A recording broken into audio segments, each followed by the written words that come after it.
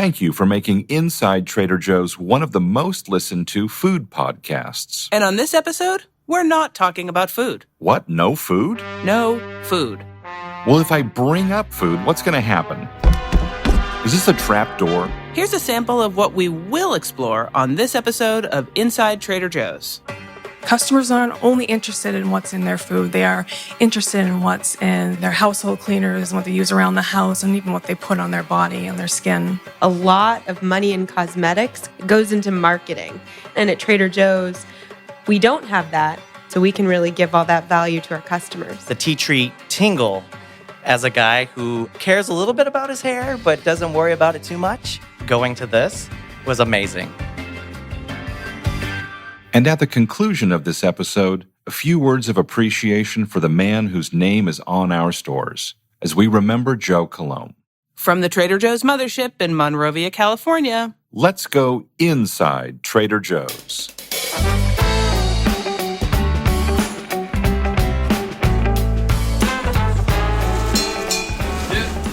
I'm Tara Miller, the director of Words and Phrases and Clauses. And I'm Matt Sloan, the marketing product guy.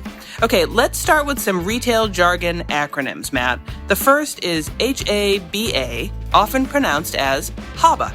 That's right, and it's not to be confused with Hubba Hubba, as commonly said by Bob Hope. Got any 21st century pop culture references for us, Matt? I'll work that up later in the show. Okay, good. So in this case, HABA stands for Health and Beauty Aids. So in our world, that could be toothpaste, shampoo, hand cream, stuff like that. Yeah. And another acronym we want to talk about today, HH. That stands for? Yes, as in hands high, the height of a horse, or happy holidays, hip hop, His Holiness Hulk Hogan, hold harmless, hello handsome, hi-hat, and of course, half and half. Remember, we will not talk about food in this episode. Oh yes, HH, that stands for household, as in great products to use around the house, like paper towels or a spray bottle cleaner for your countertop, stuff like that. Right, and though Trader Joe's is a limited SKU format store... Now let me see, SKU, S-K-U, that stands for... Okay, not again. Stock keeping unit. And we're limited stock keeping unit stores. Our stores are small physically, and we have a relatively small number of products within those stores. Suffice it to say, every single thing in our store being offered to customers has gone through that tasting panel process, irrespective of category. So if it's a health and beauty aid product, it's gone through that process as well.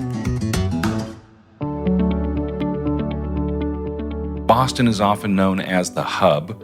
I think it was Oliver Wendell Holmes who said it was the hub of the universe. I think he meant that in a less than kind way. It was about Bostonians' self-importance, but then those Bostonians owned it. So I'm in the hub to talk about HABA, Health and Beauty Aids. Hi, I'm Taryn. I'm a category manager for Trader Joe's. We are fundamentally a food and drink store. We're a grocery store.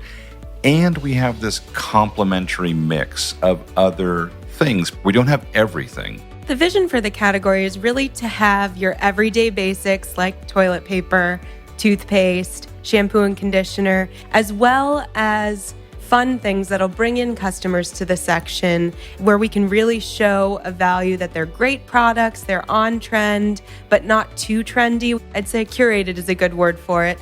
You're a curator. So that, to me, speaks to your opinion and your view and your engagement of the audience. I read a lot of magazines and do sort of like best of beauty lists. I go to different stores and I try to go to a range. I look at what's happening in really high end. We'll speak to as many customers as possible. It's really great to sort of get a sense of what is really trending and what is out there. Korea is an area where they're sort of a couple years ahead in beauty. So it's really interesting to not necessarily do everything that they're doing, but to know about it and really sort of be informed. It's fun to me. You mentioned high end. And so that's going to be expensive, big price tag, big ticket.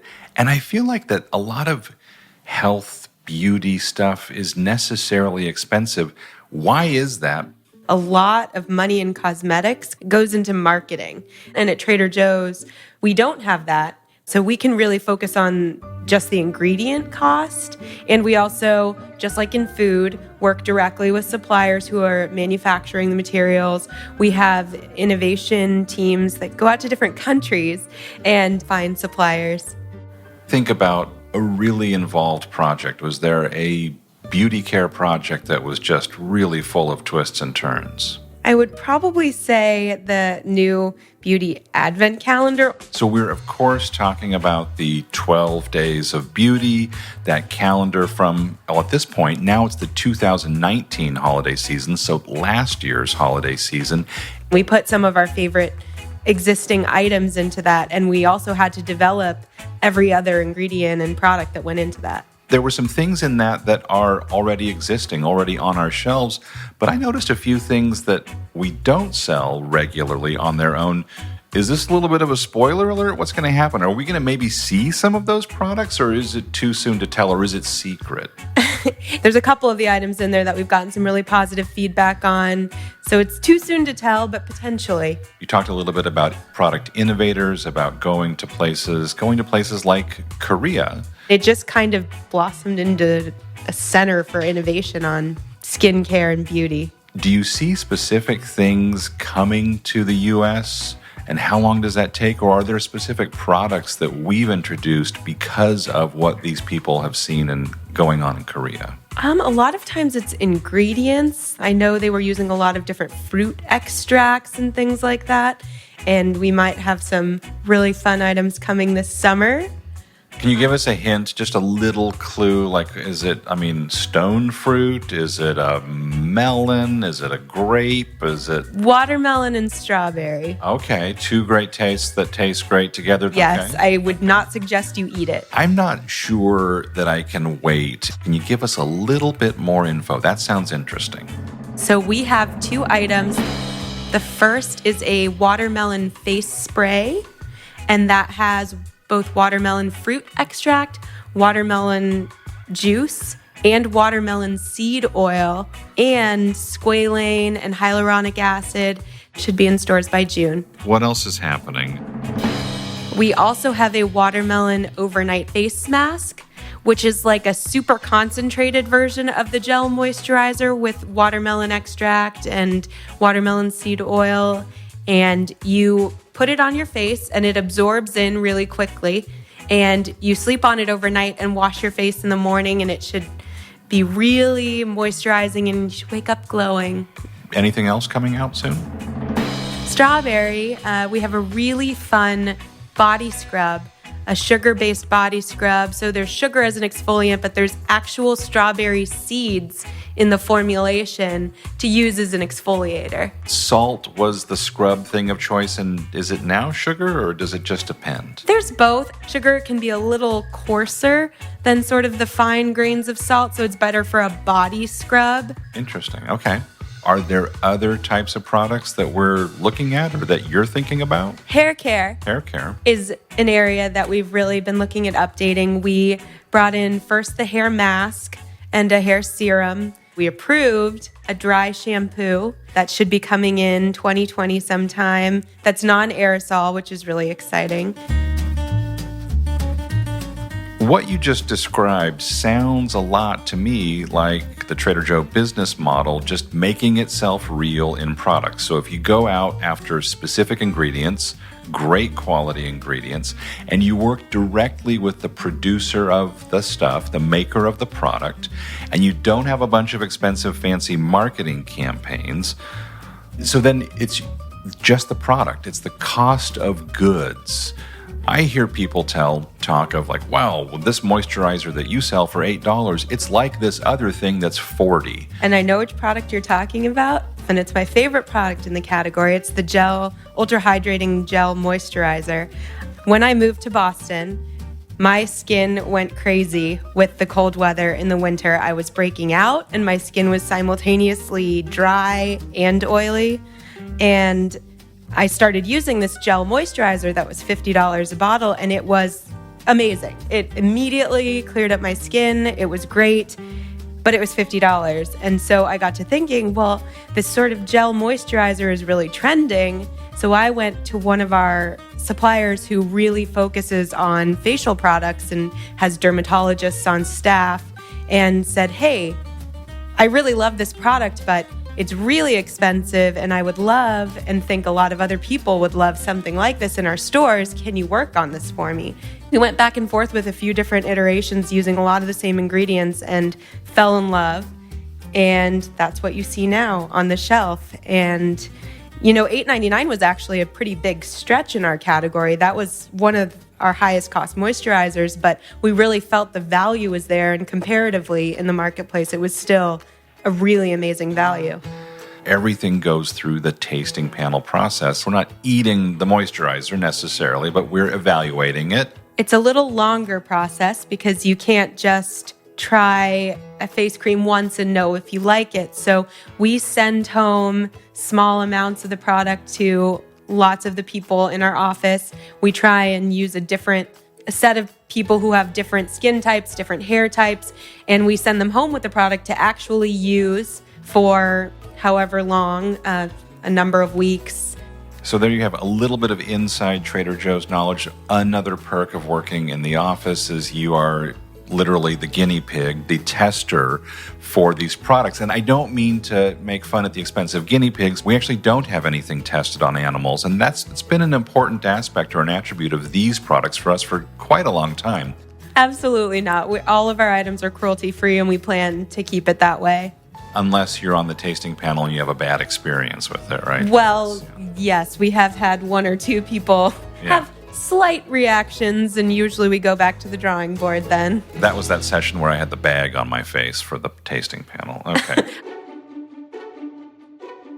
Is there anything that you want to make sure that we cover where it's like, man, this? There's another item that's in our household category. We have a summer candle trio that has some really fantastic summer scents. There's a strawberry basil, watermelon mint, and pineapple cilantro.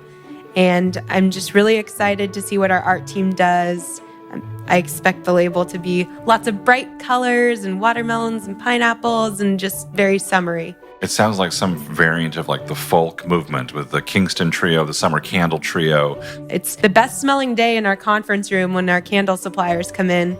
The work that you've done with the team on these different candle products, I mean, they've really clicked with customers.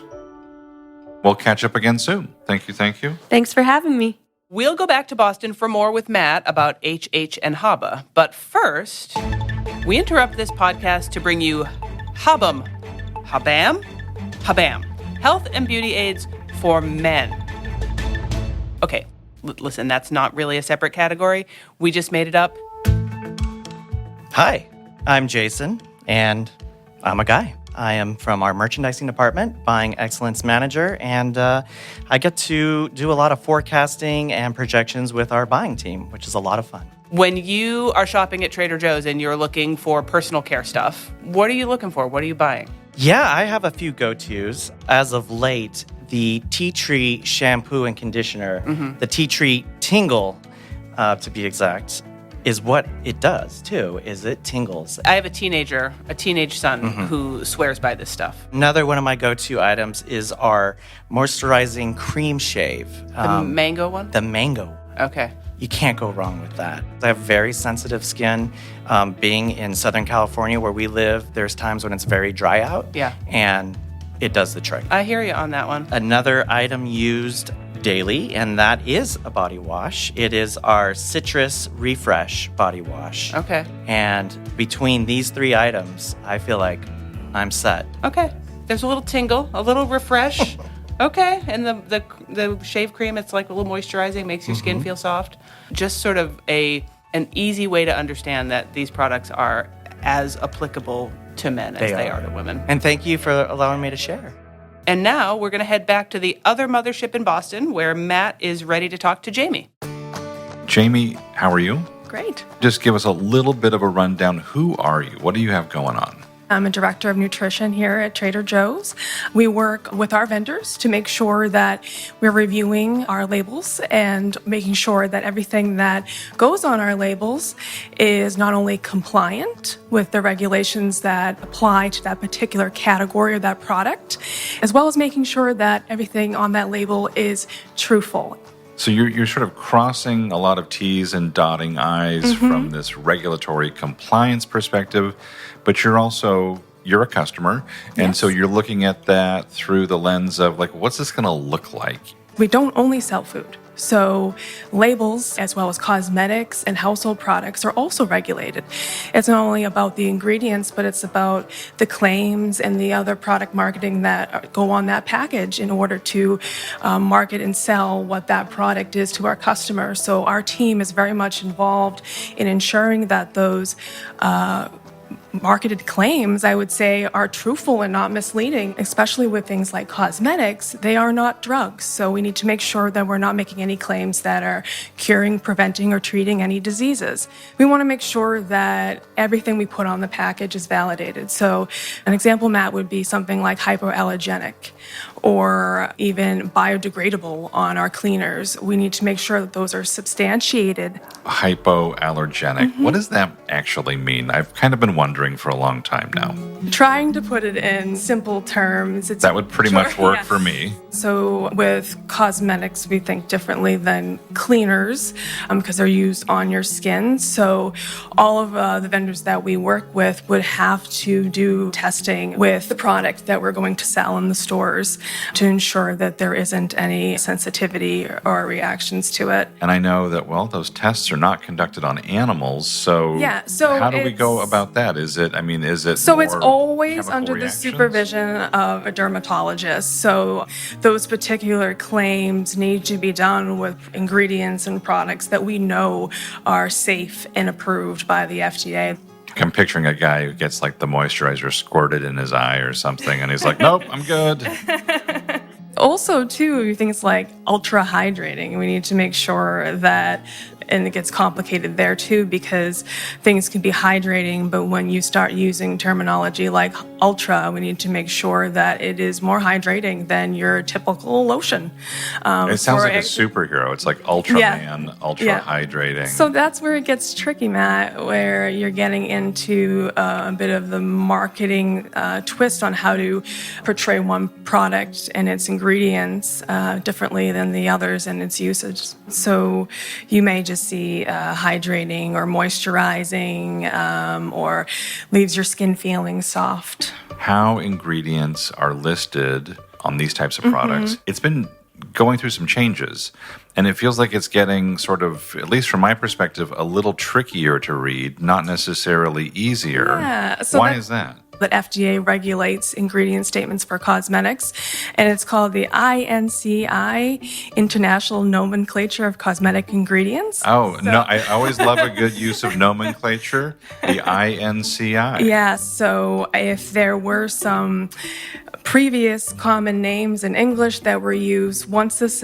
system was adopted, the English term carried over into a parenthetical phrase within the ingredient statement.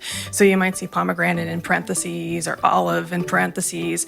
But there are some ingredients like green tea extract that might be called out in the front panel that the product contains it. But then when you go to the ingredient statement, it would have the scientific name. So on the front of the package, such and such with green tea extract. And is it the Latinate botanical name? So it's going to say Camellia sinensis. I mean, I would know because I know what tea is called, but like you might not know that those are the one and the same. It does cause a little bit of confusion, I can see, from the customer standpoint. This was a change that is required. I mean, it's not just a, hey, let's make these labels more difficult to read. And it's important to think about cosmetics and household cleaners differently. Customers aren't only interested in what's in their food. They are interested in what's in their household cleaners, what they use around the house, and even what they put on their body and their skin. It hasn't always been necessary or a requirement to list ingredients for certain types of products. For household, yes. I just would have assumed that you had to. And so that could be why, if I'm used to buying a certain dish soap, And it's like, I'm pretty sure it's the same dish soap, but it looks like all of a sudden it has a bunch of stuff in it that I didn't think it did before. That's because we just added some clarity, or we went to this model of listing everything. Exactly. In terms of household cleaners, you will see obviously those chemical sounding names, but there are ingredients that we wouldn't allow, like ammonia and chlorine bleach. Obviously, the number one goal here is to make sure that the product is safe for use, that there's nothing growing in it, and that you're able to keep it in your shower or in your cabinet. But in regards to what we might not allow in our products, Matt, it would be something like parabens, sodium lauryl sulfate, phthalates, synthetic colors. We want to provide information to customers. We want to help customers make decisions that work for them, for their family and friends. Yeah. So at this point, does that mean that for health and beauty products, household products, that whatever is in there is listed on the label? Yes. You might have to go to a dictionary or some sort of plant guide to get the Latin name figured out, but it is there. Jamie, thanks so much for spending some time Thank you for with having me here, me, yeah. and we'll catch up again soon. Matt, I'm really glad you were able to get to the other mothership in Boston because there are some folks there who are really knowledgeable about HABA and household. I want to introduce Rachel, who is a coworker of ours here at the mothership. Hi, Rachel. Hello. Great to be here. I work in the marketing department and I do all kinds of things. As many of us here do at Trader Joe's, we wear a lot of hats. So one of the things I do is I manage our Instagram account. If you're not following at Trader Joe's, click a follow. That would be great. So, Rachel, in addition to all of these things that you do here at Trader Joe's, you are truly a HABA super user. That I am, Tara. That I am. Do you have a cape? I mean, yeah, it sits in the bottom drawer of my cubicle. Because you need to write about these things, Right. You will get samples early and get to try them out. Full disclaimer, I'm not a skincare expert. I'm not a dermatologist, nor am I any kind of, skin YouTuber. You won't find me if you Google me. But you use the stuff. But I love skincare stuff. I've been a skincare, HABA junkie since I was a little kid. What Trader Joe's HABA stuff do you use? I've really been perfecting my routine here. What don't I use, Tara? I use it all. I love our hyaluronic moisture boost serum because for me, that is sort of like this double-edged thing because it not only moisturizes the skin, but it also kind of acts as a barrier. And so I put that as the first layer. Well, first I wash my face. Let's start there. Okay, well, that's important. I like our all-in-one cleanser. I think that's really nice. I kind of tend to be on the drier side with my skin, so then I'll put on the Moisture Boost Serum. Usually what I'll do next is I'll take the Ultra Hydrating Gel Moisturizer, which is so nice. I store mine in the fridge just because Really? I love the way it feels when it's chilly and it just feels so refreshing in the morning. And then what I've been doing lately is I've been using another serum, which is our Nourish Antioxidant Serum. And this is an off-label use, folks, so it acts as a really fantastic primer for makeup, if that's a thing that you do. It could be. The first thing that we launched that completely blew my beauty mind was the Rosewater facial toner. Mm-hmm. I'm sure my cubicle mates love me, but I keep a bottle of the Rosewater toner on my desk. I'll spray it midday and it just feels like a boost. And those cubicle mates with the secondhand mist, do they get a little boost too? I think Eric's looking marvelous You just know from what? sitting Now downwind that you from mention me. it.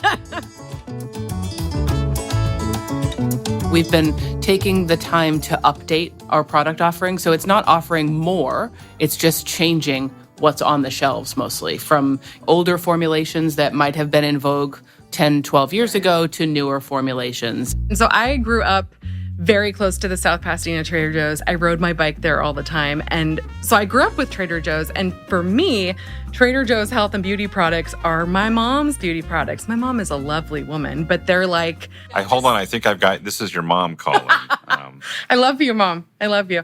What's so exciting to me is that now we've sort of moved into this other space of like a more youthful space, which is sort of what you want when you think of beauty products, health and beauty products. And one of the things that just came out is the almond shower and bath cleansing oil. Well, I love the scent that it leaves behind too. It's so nice. We've had a lot of customer feedback about sunscreen. Moving forward, Trader Joe's sunscreens will no longer have oxybenzone in them.